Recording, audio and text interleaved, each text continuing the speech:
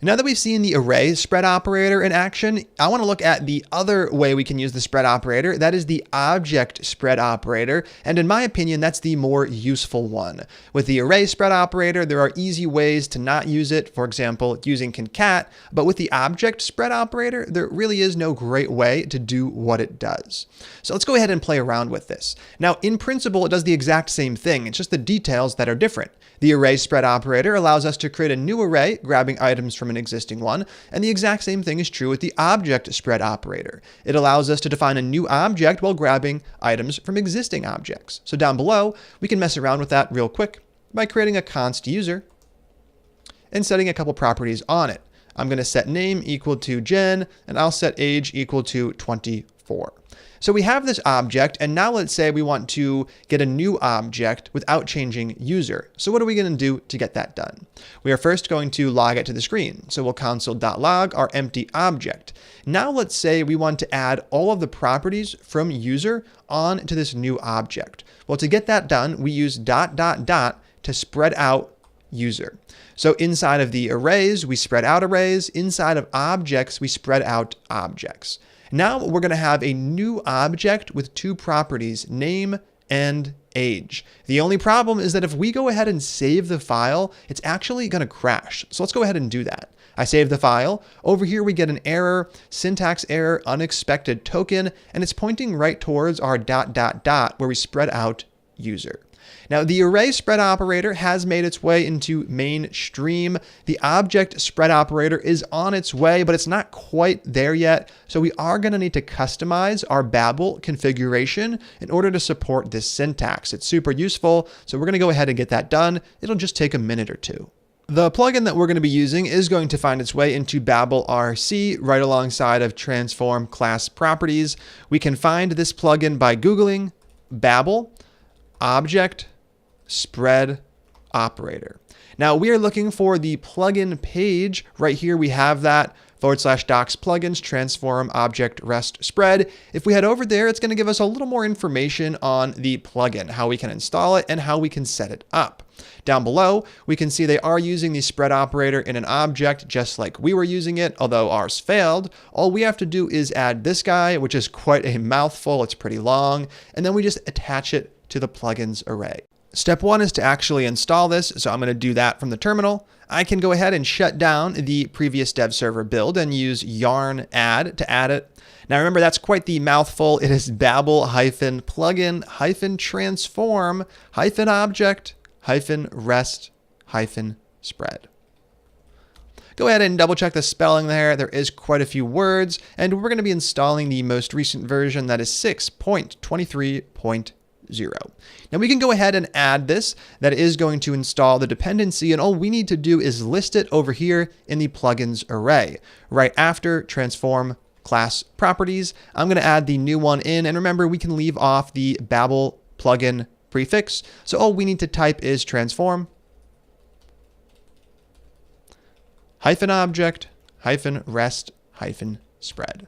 So we have that in place. Now if we start up the dev server again from the terminal, that is yarn run dev server, we should no longer see that error, and we should be getting the object printing inside of the browser console. I'm going to head over there. Move over into the Expensify tab, give things a refresh now that the dev server is up. And what do we get? Right here, we get an object where we have name Jen and age 24. Now, this alone isn't particularly interesting. We are just cloning an object right there without doing anything meaningful to it. But what if we want to edit this by taking this old object user and creating a new object with the same values, but maybe we add some on? So let's go ahead and do just that. Right here, I can actually add a comma and just define other properties for this new object. For example, I can set location equal to a string like Philadelphia. Now, if I go ahead and save Redux Expensify, what do we have? We have an object with all of the old properties, and we also have the new one we just set up down below. Now we can also go ahead and actually override existing properties. So let's say that name and age both come from user, but we want to set our own age. So right here, I might set age equal to 27. If I go ahead and save this, what's going to be the result? Well, it's going to grab name and age. It's then going to add location. It's going to override age, and the end result should be an object with a name set to Jen, the age set to 27, and the location set to Philadelphia. Now, if we were to define the age before the user spread, we would actually not be overriding it. So let's put age equal to 27 up here and remove it from down below. If I do that, it's going to set the age. It is going to spread out the user object, overriding that, setting the age to 24, and the end result is the same object we had before, but instead of an age of 27, we have an age of 24. Now, this is really useful because just like we don't want to change the state array, we also don't want to actually change any of the objects that make up our Redux store. Instead, we just want to clone them, adding or overriding various values. So the object spread operator is going to be crucial to moving any further, and we're going to go ahead and start using it right now to actually set up the ability to edit an expense. So we want the user to be able to override description, note, amount, or created at. Obviously, they're not going to be able to change the ID. They're just going to be able to change the 4 values that they were originally able to set up above. This means the setup is going to look just a tiny bit different. We're going to go ahead and mess around with that by using the function before we actually create it. So that'll be a call to store.dispatch, and we're going to go ahead and edit the only expense we still have, which is the second one, because remember, we removed the first one. So we're going to dispatch something, and we're going to call a function that doesn't exist, edit expense, and we're going to pass in the necessary information. Now, what details do we need to give edit expense? Well, we really just need 2 things. First up, we need the ID of the thing we're trying to edit. So we can go ahead and pass that in, and we also need what we're trying to edit. So we're going to set up edit expense to take 2 arguments. The first one is going to be the ID, expense2.expense.id, the same format we used up above. And the second one is going to be the updates object. So on here, we can determine which ones we want to update, whether it's description, amount, note, created at, or all of them. Right here, I'm going to go ahead and just update amount for that second expense. Let's say I'm in San Francisco and coffee no longer costs $3. Let's go ahead and change that to $5. So we have this call to edit expense in place. We have the 2 arguments set up. Now we need to actually create the action generator up above. Right here, under the edit expense comment, we'll create the function const edit expense. This will get set equal to our action generator function. We're going to have our 2 arguments, our ID and our updates, neither of which need defaults. If you don't have the ID and you're not updating anything, there's no need to call it. And then we'll implicitly return an object. Now, what do we want to put on here? We're going to start off with the type, which we have to have. This one will be edit expense. Then we'll move on to the ID right here. And finally, updates. Now we have all of the information correctly set up, and we can go ahead and actually handle edit expense using the object spread operator down below. Right here, we'll kick things off with a new case, a case for the edit expense action type. When we see that, what do we want to do? We want to go through every single expense in the array, finding the match. When we find the match, we want to go ahead and correctly change the match. So I'm going to be returning a call to state.map. That's going to allow us to go through every single item. We're going to use a little bit of conditional logic to change just the one whose ID matches the action ID. Then for the other ones, we'll just return what they currently are, not changing them at all. So right here, we will pass in the updater function for each one. We have an array of expenses, so we can call the individual items expense. Then we're going to go ahead and add our condition. Now we want to check if the expense ID, so the current expense we're iterating over, has an ID equal to the action ID, the one we're actually trying to change. If they are equal, that's great. This is where we'll have the code to change them. If it's not equal and it's not the expense we're trying to edit, in the else case, we can just return expense. And this has the same effect as if we didn't do anything at all. There is no change to the expenses unless they're a match. If they are a match, we want to return a brand new object. Now this is where we're going to start using the object spread operator. We want to grab all of the properties from the existing one. So I'm going to spread out expense. We want to grab the ID. We want to grab description, note, amount, and created at. Then we just want to override the ones that they passed in. So what we're going to do is spread out action.updates.